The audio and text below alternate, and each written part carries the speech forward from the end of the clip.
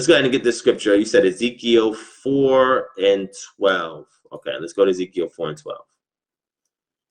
12. Maybe I could bring out something that I'm looking over as well. So Ezekiel 4 and 12. All right, it says, and you shall eat the food as you would a barley cake after you bake it over dried human excrement in the sight of the people. Then Yah said, this is how the Israelites will eat their defiled bread among the nations to do, which I will banish them. All right. Now, this scripture right here seems to be a very controversial scripture.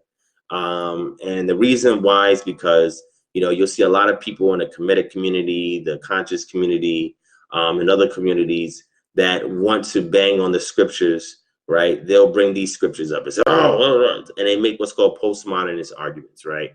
Why would the deity tell them to do this? All right, let's read it in context. I'm not sure what you, whoever asked that question, I'm not sure what you're looking to extract from this. I have no clue. Let's put this to bed. Like I said, this is the stuff that they try to use in that community, and they try to use it to say, oh, yo, why would your God make them do this? And it is crazy to me because it shows me their level of understanding is very small, right? Because they're not trying to understand. They're not trying to understand. They're not trying to understand. So let's get back to it. Ezekiel 4:12. All right. So first we're going to do is we're going to read it from verse 1, okay? We're going to pull it up in an ESV version. Verse 1 says, and you, son of man, take a brick and lay it before you, and engrave on it a city, even Jerusalem, and put siege works against it, and build a siege wall against it, and cast up a mound against it. Set camps also against it, and plant battering rams against it all around.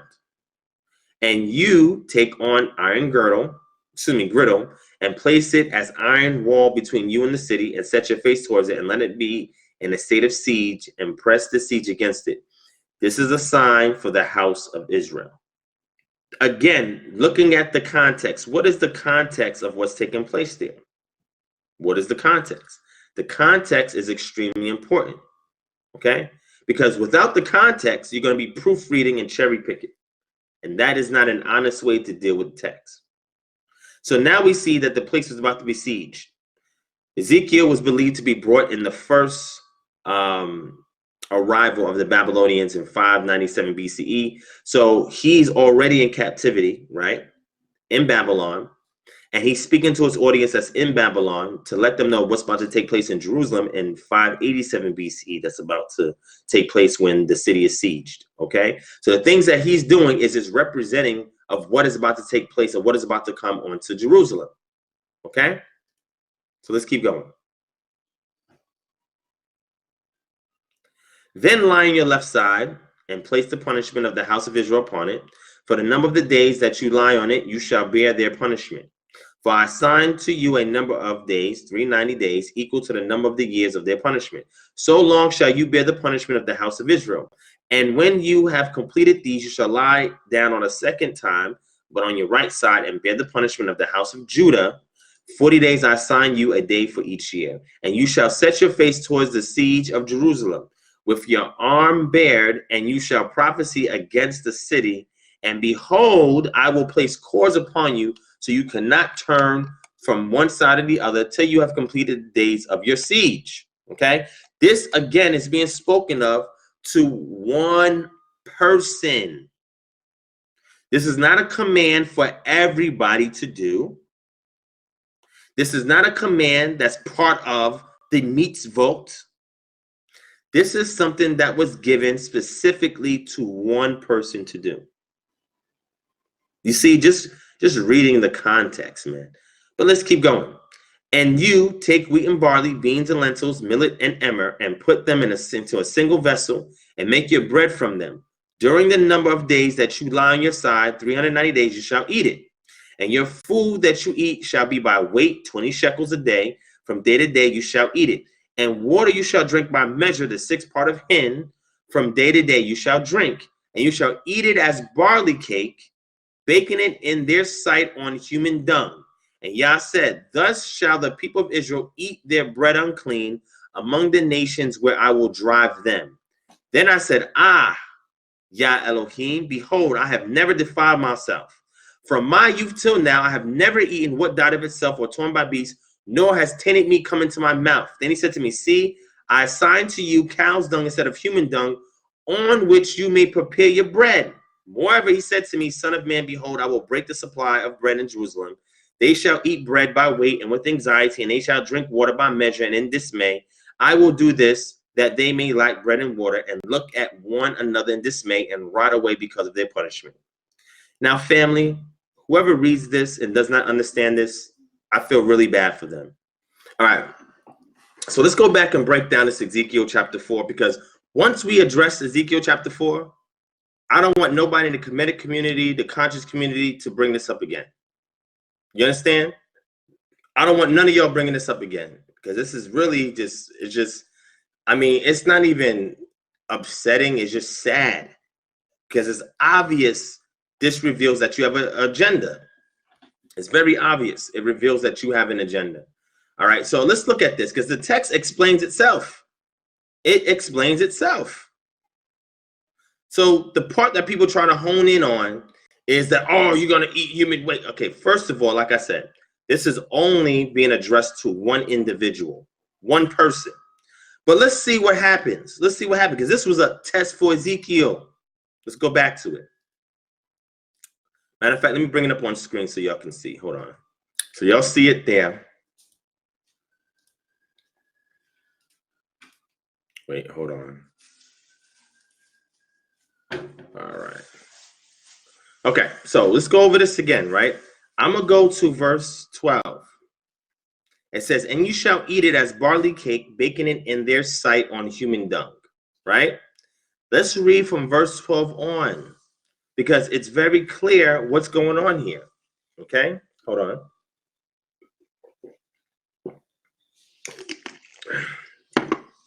All right. Now, not only addressed to one person, and thank you, Dero Yahoo Ben Dora, saying the Peshat, context is key. Let's just read from verse 12 on. So anytime somebody brings that up to you, just tell them, wait, can we read the rest of the chapter? Like, why are you stopping there? Let's read the rest of the chapter. Shout out to Judah Talk Productions in the building, Virtue in the building, Sarah Ben Yisrael in the building. Thank you all for joining in. Don Terry, what's going on? Isaac Judah is in here with us as well. Appreciate y'all. All right. Yoel Ben Yisrael, Katriel Ben Yisrael is in here too. Living Proof, what's going on? Thank y'all. Thank y'all. Big chef in the building. All right. Big Chef, really? You wasn't there, so you ain't see everything. But I'm gonna let you slide. You can stay in here and support. That's fine. Let's get back to this information. And if Big Chef, if you want to get on camera right now, you can jump on live and we can have a discussion. If you want to talk about that, we can talk about that too. You let me know. All right. Shout out to Danielle Wilson in the building. All right. Let's read the rest of this, right? Okay. Brother Jay, what's going on, Brother Jay? Reappearing like the resurrection. I like that. All right. So Ezekiel chapter 4:13, and Yah said, thus shall the people of Israel eat their bread unclean among the nations where I will drive them. Now let's just keep reading to verse 14. All you gotta do is just keep reading. Then I said, who? Ezekiel. Yahu Elohim. Behold, I have never defiled myself. From my youth up till now, I have never eaten what died of itself or was torn by beasts, nor has tainted meat come into my mouth. So when this was said, everything he was like, all right, I'm gonna rock with. Then it was like, wait, barley cake, bake it with human dung. He said, yo, I've never defiled myself, because that would be a form of defilement. And he called it. He called it. Okay?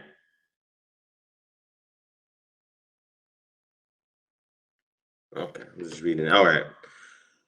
So when you read verse 16, now the situation changes. Okay? Moreover, he said to me, Son of man, behold, I will break the supply. No, excuse me. Verse 15. Then he said to me, see, I assign to you cow's dung instead of human dung, on which you may prepare your bread. So because he spoke about the uncleanliness of taking barley cake and baking it over human dung, now you see the deity come back and say, okay, now that you have acknowledged that that is unclean, and Israel should always refuse that which is unclean, he says, I'm now going to allow you to substitute that with cow's dung. Now, people might say, oh, you're going to bake food with cow's dung? Oh, my God. Blah, blah, blah. And this goes to show you that people do not understand the time in which this was taking place. Cow's dung is still used today because it is. Let me show y'all. Let me show y'all. Maybe y'all not aware of this. Let me show you.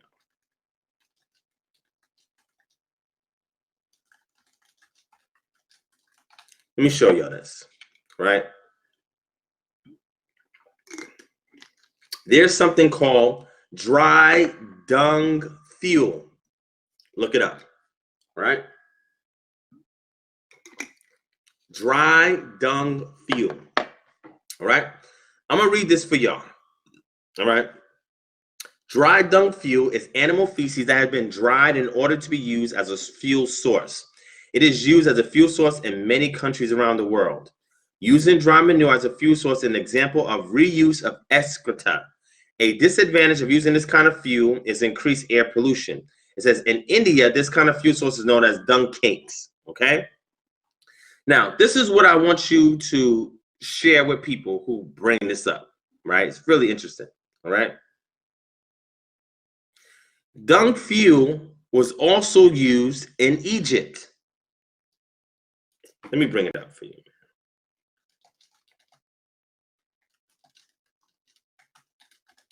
Let me bring it up. Let's bring it up. Let me bring it up.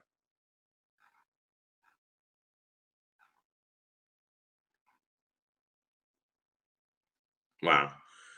I got several articles. Let me see which one I want to use here.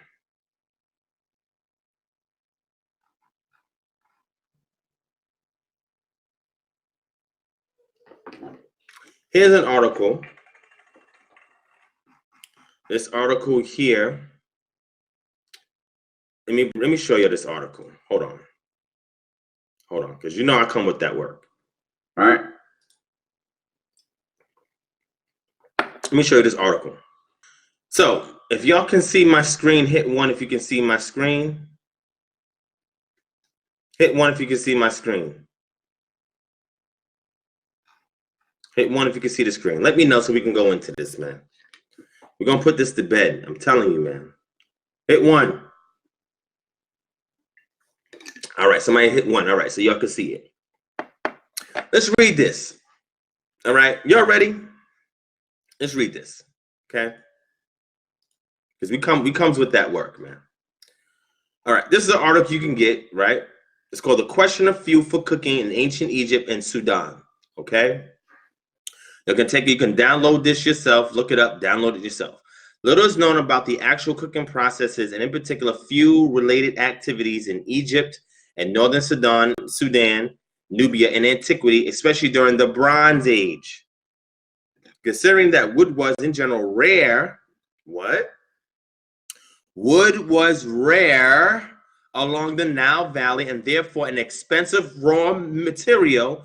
Animal dung was tested in 2008 by means of a series of experiments for its suitability as a fuel for cooking in ancient Northeast Africa. Different types of herbivore dung were tried using replicas of Egyptian and Nubian cooking pots from the 2nd millennium BCE. The results suggest that especially donkey and horse, but also sheep, goat, and cattle dung provide beneficial conditions for keeping good and durable cooking temperatures while preventing fast cooling on small-scale fireplaces. This seems to be especially beneficial for dishes containing legumes and cereals which require long cooking times. All in all, a combined approach to the outcomes of the experience described in this paper and the various observations and research from other regions and other periods seems very suitable for reconstructing Egyptian and Nubian domestic fireplaces in the 2nd millennium BCE. What they're telling you is that, just so you know, because I want you to understand how this is used. You think somebody's going to take animal dung and burn it and just bake food over it? No, silly. You use cooking pots and utensils. When you study pottery and archaeology, you understand these things. But when people ask these questions, it goes to show they know nothing even about Egyptian or Kemetic culture. Because remember that saying, you point one finger at somebody, you got what, 4 more pointing back at you? That's exactly what's going on here. So what they did was they understood this is not no secret, because wood was very rare to use for fuel, to burn. Did y'all know that? Okay. Let me scale back. Should I keep going? Y'all want me to keep going? Hit 1 if y'all want me to keep going, man. Y'all hit 1 if y'all want me to keep going. Hit 1. Hit 1.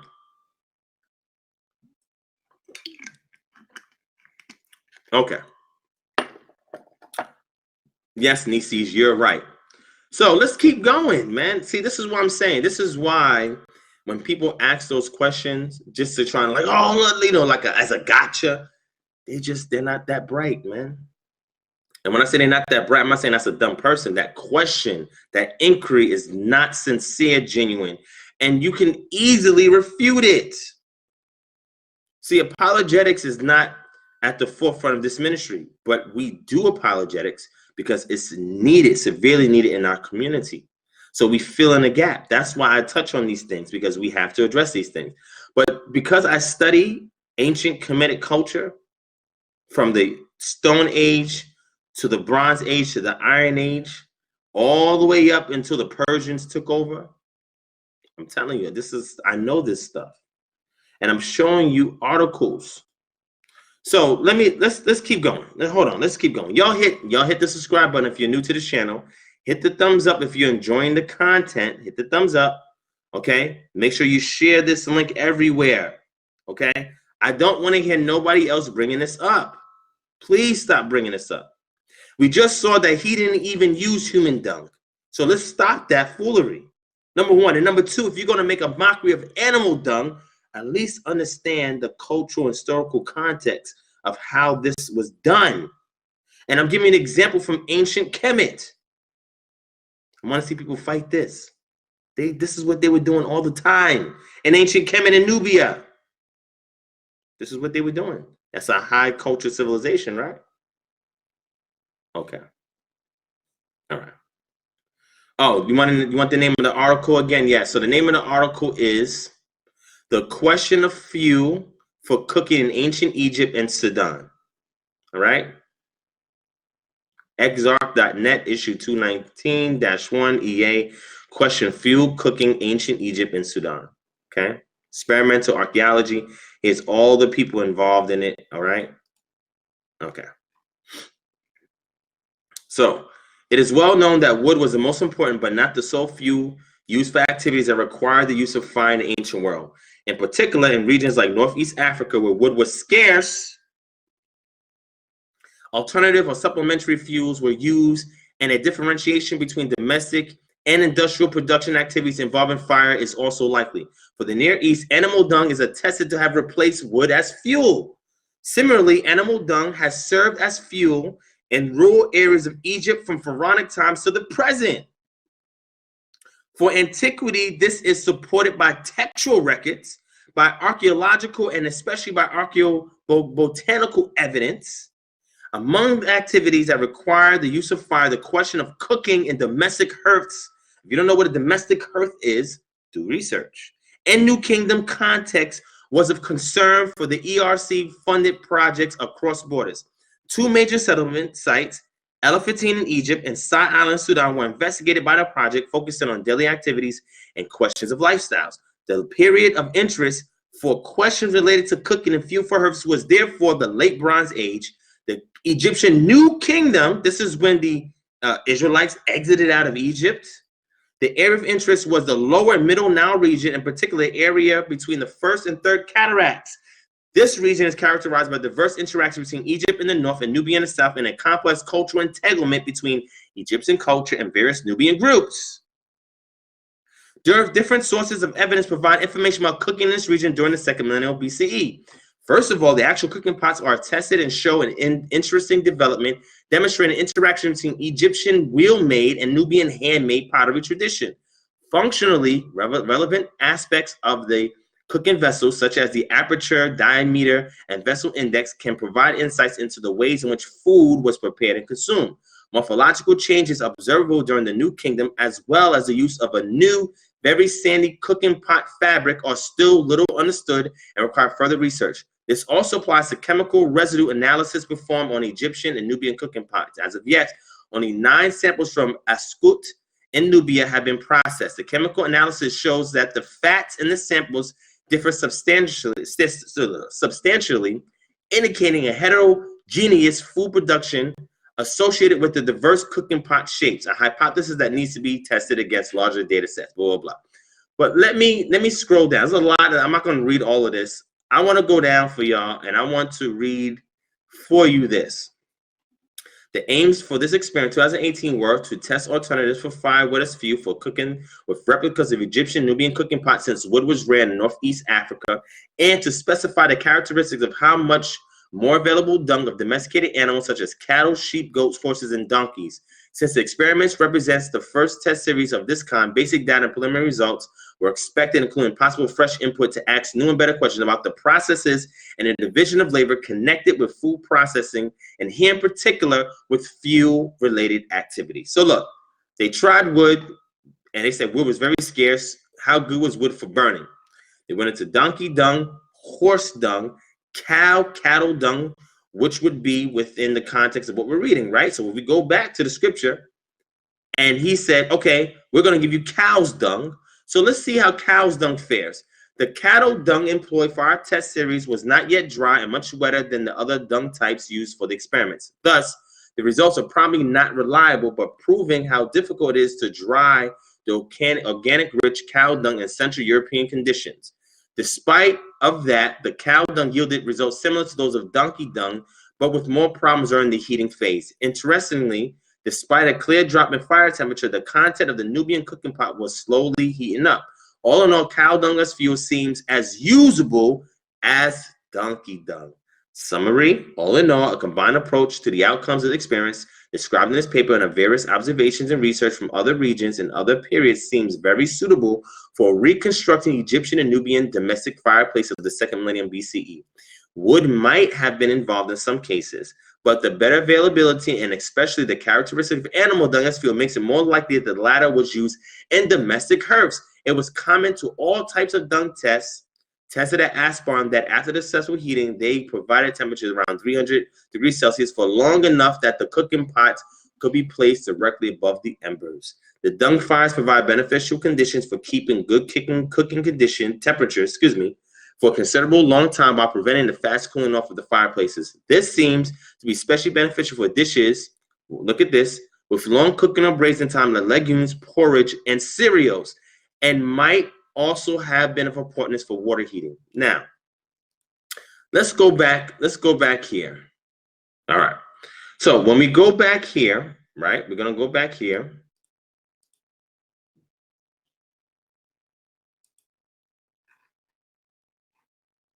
What is it that he was heating up? Wheat and barley, which is considered what? Cereals. Right? You can say wheat and barley cereals, right?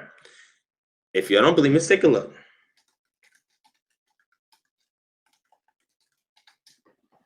Right?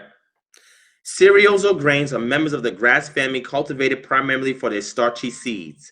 Technically dry fruits, wheat, rice, corn, maize, rye, oats, barley, sorghum, and some of the millets are common cereals. Their composition can be shown on various nutrition tables. So now when we get into this, we see that wheat and barley are what? Cereals. Beans, legumes is beans, right? Let's look it up. Legumes is beans, right? legumes, right? It is a seed pod or other edible plant of a leguminous plant used as food. It's especially grown as a crop. Well-known legumes could be alfalfa, clover, beans, peas, chickpeas, lentils, lupins, mesquite, carob, soybeans, peanuts, tamarind. This is what we're looking at here, right? And then it's lentils, which could be used for porridge. You know, that's the Esau meal, millet, and emmer. So him baking this over cow manure was not something that was uncommon during that time period. You use cooking vessels and you heat it up. And it shows you the benefits of using cow dung. We have an actual document that is a academic scholarly article that has even experimented and then just referenced it and demonstrated that cow dung could be used to heat up food.